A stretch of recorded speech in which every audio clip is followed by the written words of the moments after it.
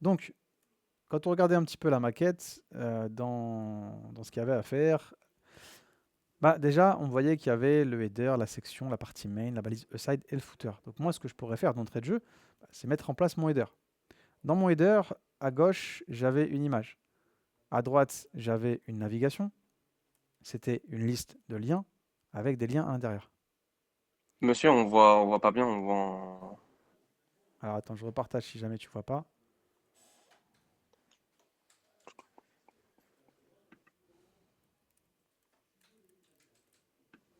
Donc on va mettre lien 1. Là, ça va, tu vois correctement? Ouais, c'est bon. Ok. Juste en dessous, on avait une section, d'accord, avec une image, une partie à gauche et une partie à droite. Donc moi, si j'ai des parties, je vais créer une div, une image. On aurait pu ne pas mettre l'image dans une div, mais ça peut être pas mal si jamais on veut arrondir les bords, si on veut mettre des paddings internes, si on a envie de manipuler un peu l'image plus facilement, ça peut être pas mal. Et on avait une partie à droite, j'avais un H1, j'avais un paragraphe,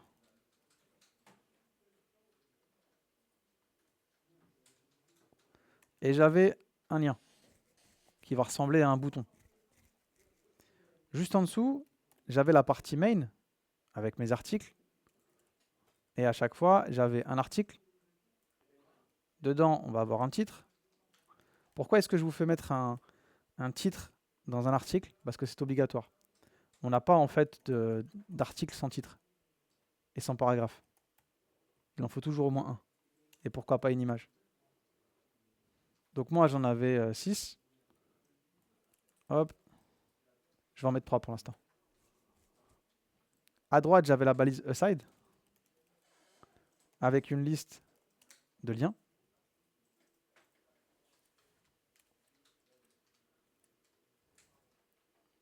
Et en dessous, j'avais le footer. Et vous aviez raison, Mona avait raison.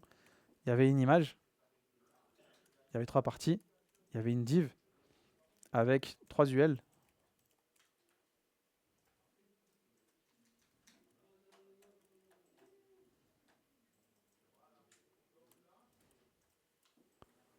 Et on avait une dernière partie avec 3 icônes.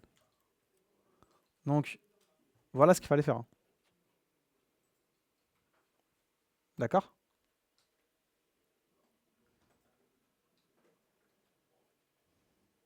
Monsieur, ça allait trop vite, j'ai pas eu le temps de suivre. Donc si t'as pas eu le temps, je t'envoie la correction. J'ai mis ça dans le share my code, QT0.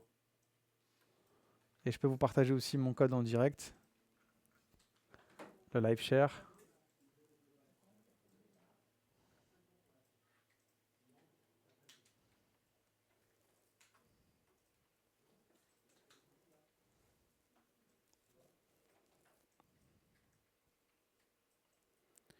Il nous reste un peu moins de 30 minutes. Ce qui serait pas mal, c'est qu'on fasse la suite. On va au moins essayer de faire le header ensemble.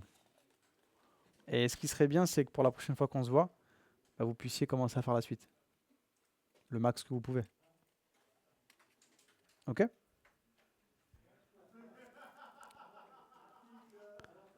Alors lâchez un petit peu vos claviers après avoir récupéré mon code et on va essayer de réfléchir ensemble.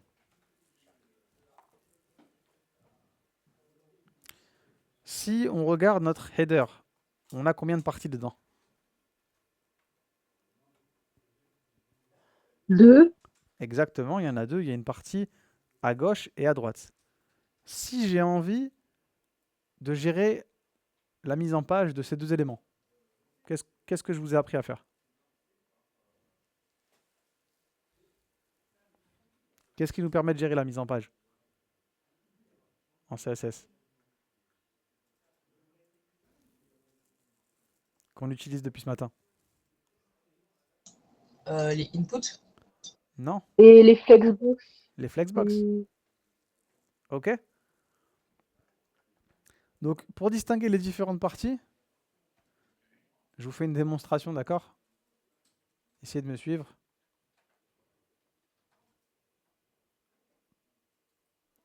pour distinguer les différentes parties, moi ce que je vais faire, c'est que je vais créer une classe que je vais appeler border. Et cette classe border, je vais la reprendre en CSS. Et elle va faire un border de PX solid black. Je fais juste ça pour qu'on puisse voir les différentes parties. Et la classe border, je vais la mettre partout où j'ai un bloc. Donc là, j'ai mon header. Je vais le mettre sur ma section. Je vais le mettre sur mon main. Je vais le mettre sur ma balise side. Sur mon footer. Dans mon footer, je vais le mettre dans cette div qui contient mes liens. Je vais le mettre dans mon image. Dans mes icônes. Dans la partie main, je vais mettre ça sur mes articles. Je fais ça pour qu'on ait des bordures partout et qu'on puisse voir un petit peu ce qu'on fait. Et dans ma section, je vais mettre ça sur la div qui contient l'image et sur la div qui contient le H1, le paragraphe et le lien. Donc j'ai mis des bordures partout.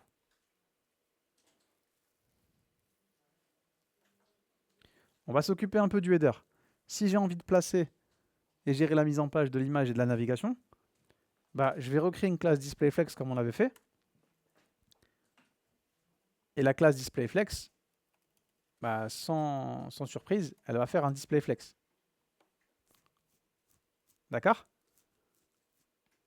Ça va me permettre d'avoir déjà l'image et la navigation qui sont alignées. Alors là, c'est pas le cas. Pourquoi c'est pas le cas?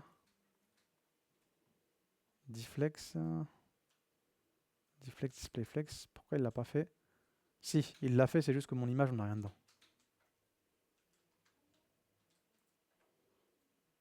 Mais il l'a bien fait. Alors, comme l'image, on n'a rien dedans, moi, ce que je vais faire, c'est que je vais dire que mon image, elle fait 200 pixels en largeur. Et elle fait 100 pixels en hauteur. Comme ça, je vais avoir une image. Et mon image, je vais lui mettre aussi la classe border pour qu'on puisse la voir.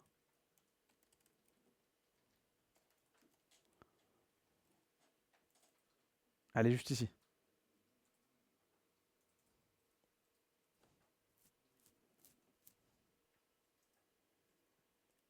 Alors, si vous voulez avoir l'image d'un côté et la navigation de l'autre, bah, c'est pas très compliqué.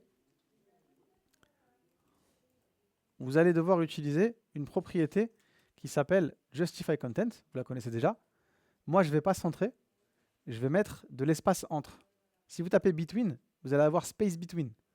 Ça va faire quoi? Ça va mettre de l'espace entre les blocs. Donc, ça va mettre de l'espace entre mon image et la navigation. Et du coup, regardez ce qui s'est passé. Mes liens, ils sont tout là-bas. Et mon image, elle est ici.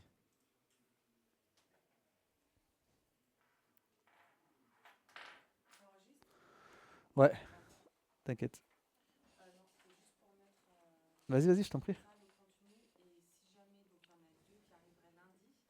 Ok.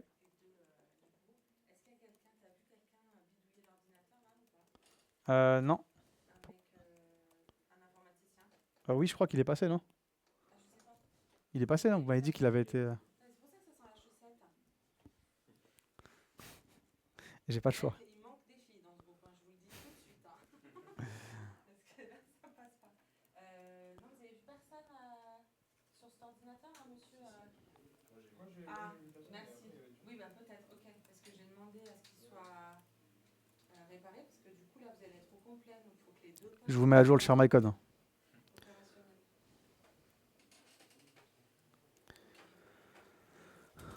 On peut continuer, ça te dérange pas? Non, alors continue. Donc, juste pour te dire que quand ils viendront, j'ai rajouté leur nom et leur code ici. Allez, parfait. Ouais, ok, parfait. Merci. Donc, je vais créer cette classe-là, Justify Content.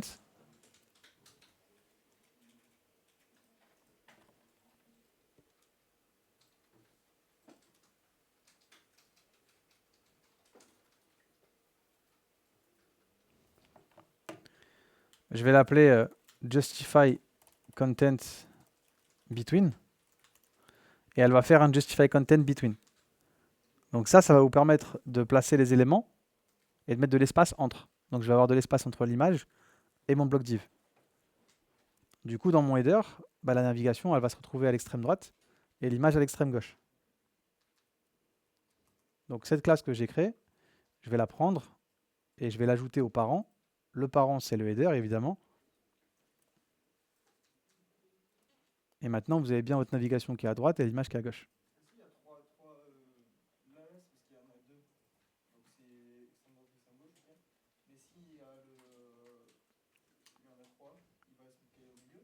Alors si j'avais eu 3 éléments, par exemple, je vais copier-coller l'image, bah, il va répartir l'espace entre les 3 blocs. Du coup, il y en a un qui va se retrouver au milieu. Moi, ça m'arrange du coup qu'il n'y en ait que 2, parce que du coup, ils vont être à l'extrême droite.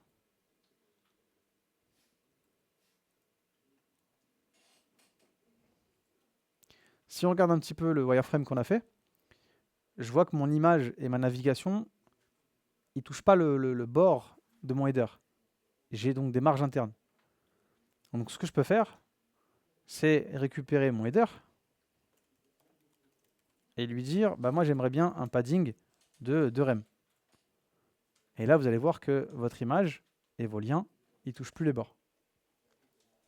De rem c'est peut-être un peu beaucoup, je vais mettre un rem.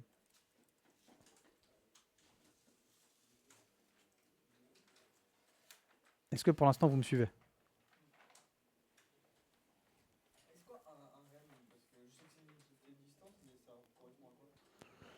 Un rem, ça veut dire c'est 100% plus. En fait, en gros, ton navigateur, il a une police qu'on appelle une police route. C'est la taille de la police du navigateur. Donc je répète pour le rem, votre navigateur, il a une police qui est définie par défaut, qui a une taille. Le rem, il exprime un ratio, un pourcentage par rapport à cette police. Donc ça représente rien entre guillemets, mais ça permet d'avoir une base par rapport à la police de votre navigateur. Donc tu vois, ça va te donner cet espace-là. Et l'avantage, c'est que si tu passes sur mobile, ça va être proportionnel à la police du mobile. Donc tu ne vas pas avoir un espace qui va être démesuré ou trop petit. Le rem, on l'utilise pour le responsive, pour avoir des versions qui s'adaptent sur le mobile.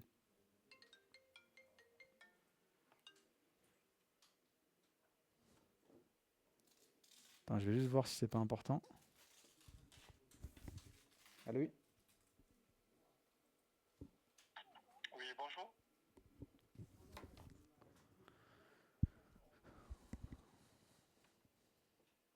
Donc je vous l'avais montré peut-être en début de semaine.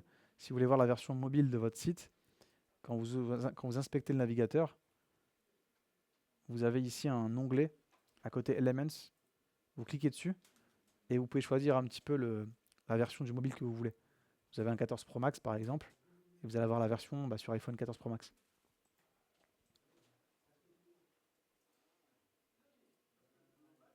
Tu vois, par exemple, ici on a un exemple concret de l'inconvénient de mettre ça en pixels, parce que l'image, on l'a définie en pixels.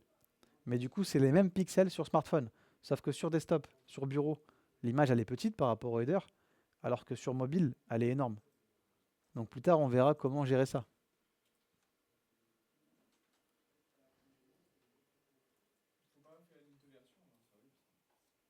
Bah, il faut éviter ça, parce que si tu fais une version pour chaque device, ça fait beaucoup de taf. Est-ce que ça va pour l'instant? Vous avez compris un peu l'idée?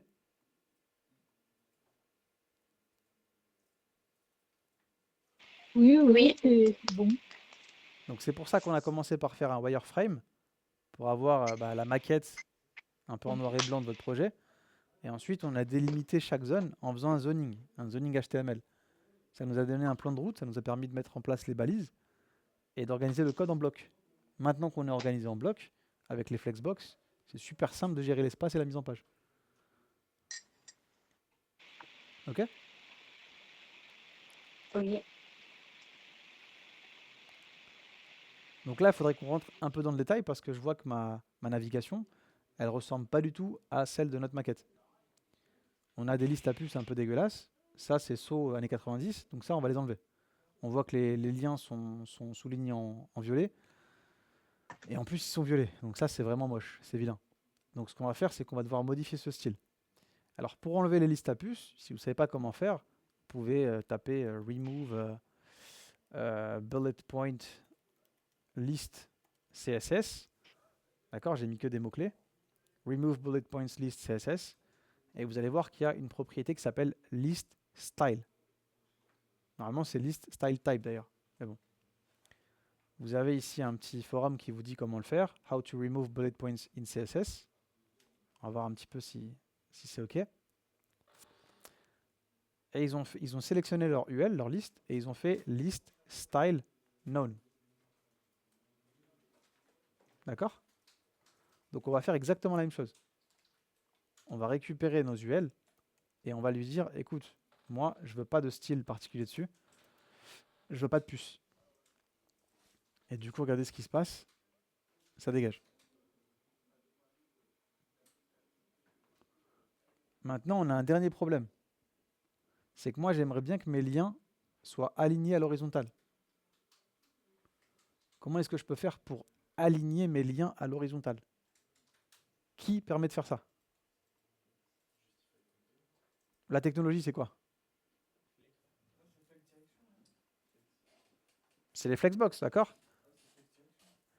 Là, je veux aligner quoi? Je veux aligner mes LI. Donc, qui je fais flexer dans le HTML?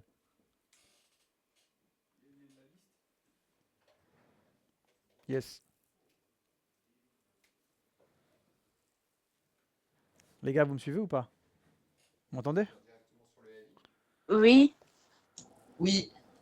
Si moi, je veux aligner horizontalement les LI, le flex, il se passe toujours sur le parent. Le parent, c'est l'UL. Donc, je vais devoir ici mettre une classe à mon UL et le faire flexer. Et du coup, regardez mes liens. Schlack. Ils sont alignés à l'horizontale.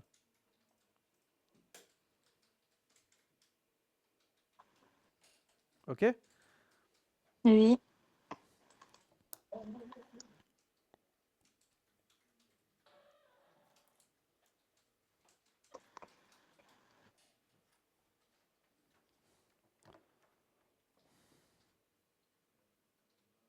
Et si j'avais envie d'espacer un peu mes LI, mes liens là, comment est-ce que je pourrais faire avec ce que je vous ai montré?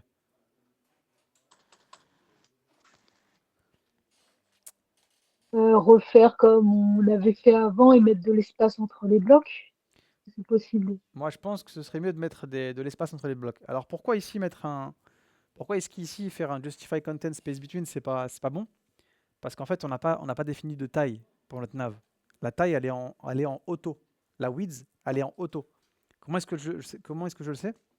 Parce qu'à partir du moment où vous avez une balise qui contient des éléments à l'intérieur, si l'élément parent, vous lui donnez pas de taille, ben en fait, elle va prendre la taille de ces éléments enfants. Ça veut dire que là, en fait, la navigation et le UL, ils vont grandir en fonction des LI qu'ils ont à l'intérieur. Et les LI vont grandir en fonction des liens qu'il y a à l'intérieur. Plus vous allez augmenter le texte des liens, et plus votre navigation elle va augmenter. Donc j'ai pas de taille définie.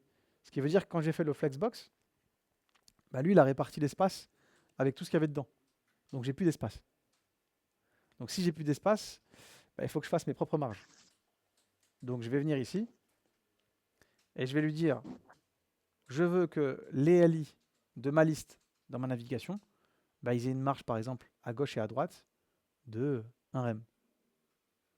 Rappelez-vous en CSS, le sélecteur c'est l'inverse. Nous on veut que les LI dans mon UL de ma nav, ils aient une margin left de 1 rem et une margin right de 1 rem. Sauf qu'en CSS, c'est l'inverse. Ça veut dire que d'abord, je vais mettre la nav, ensuite l'UL, et ensuite LI. Donc je lis ça à l'envers. Les LI dans mon UL, dans ma nav. Résultat, qu'est-ce qui se passe? J'ai bien un espace maintenant ici.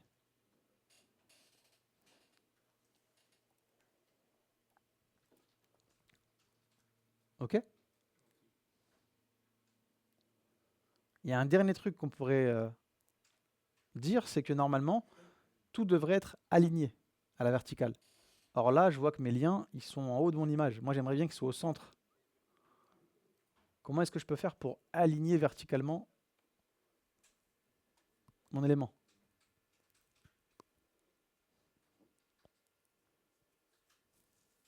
On l'a vu tout à l'heure, c'était Align Item Center. Vous vous rappelez de ça? Align Item Center. Je vais devoir créer la classe.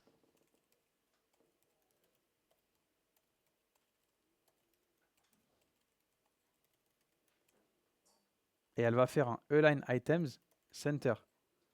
Le Align Item Center, les gars, je vais le faire sur qui dans mon header? Ce que je veux aligner verticalement, c'est mon image et ma nav. Du coup, je le fais sur qui?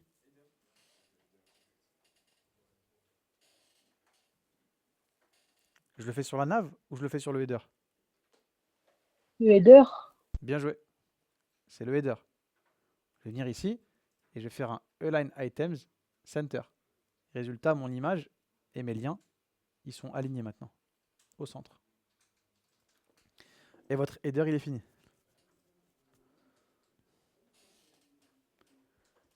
Ok? Et ça va être ça tout le temps.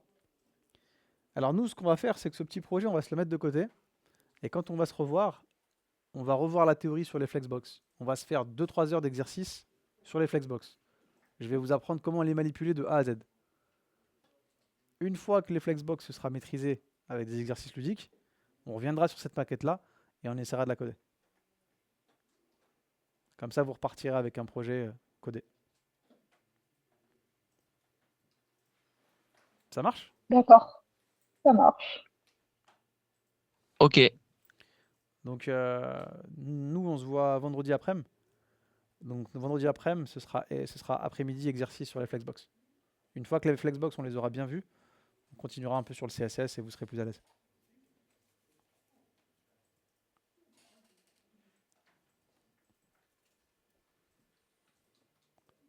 Donc, je vous envoie ce petit morceau de code. Essayez de le bosser un petit peu, de le réviser pour vendredi. Comme ça, vendredi, on avance bien.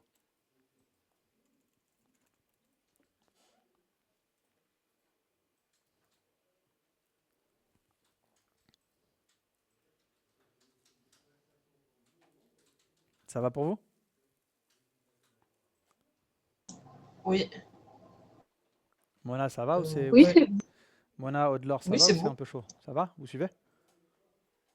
bon, aucun problème. Non, mais c'est cool. Vous allez voir, de toute façon, ça se répète tout le temps. Et on va se voir encore ensemble quelques jours, donc vous inquiétez pas, on va le bosser.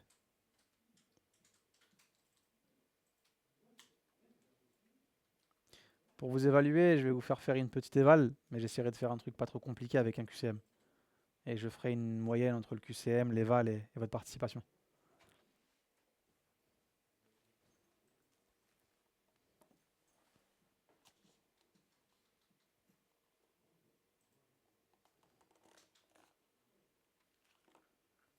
Est-ce qu'il y a des questions, les amis? Non.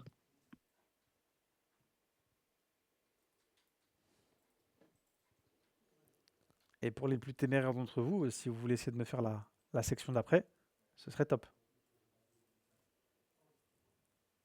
Vous avez tout le HTML, vous avez un exemple avec le header, vous avez du style qui est déjà en place. Ce serait bien de me faire la section d'après.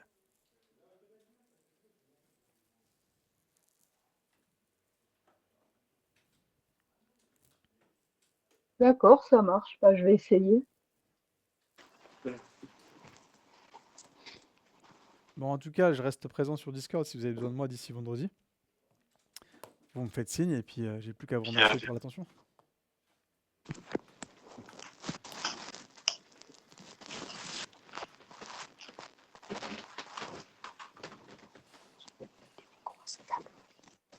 C'est good pour vous? Oui, Oui. Oui, Eh bien les gars, prenez soin de vous. Bonne soirée à vous et on se voit vendredi. Merci, revoir. bonne soirée, au revoir. merci, au Ciao, revoir. ciao. Au revoir, bonne soirée. Merci, au revoir.